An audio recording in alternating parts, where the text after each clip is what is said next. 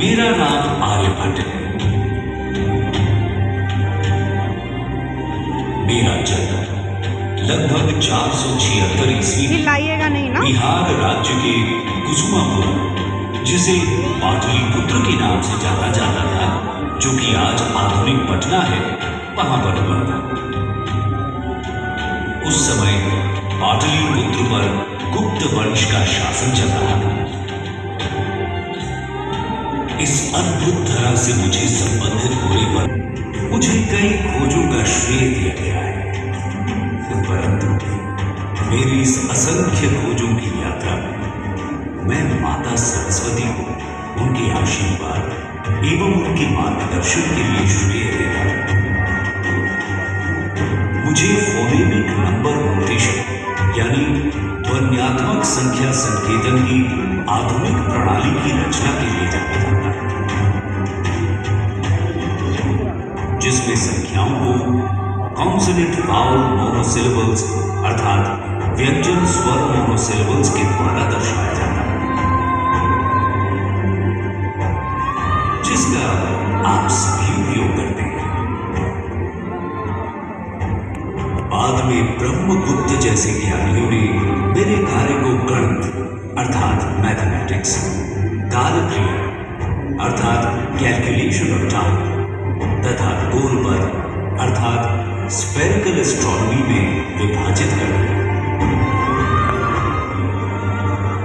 मुझे शुद्ध गणित में पाई का मान निर्धारित करने के लिए जाना जाता है।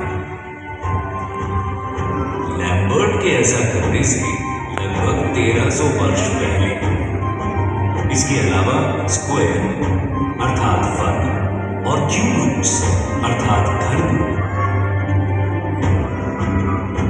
मेंसुरेशन अर्थात क्षेत्रमिति, क्वाड्रेटिक इक्वेशंस अर्थात द्विघात समीकरण, साइन टेबल अर्थात ज्या सारणी तथा और भी बहुत कुछ। खगोल विज्ञान के क्षेत्र में मैंने सौर और चंद्र ग्रहणों पर गणना देने के लिए प्लेन ट्रिग्नोमेट्री अर्थात समतल त्रिकोणमिति को स्फेरिकल ज्योमेट्री अर्थात गोलाकार ज्यामिति में डाला किया।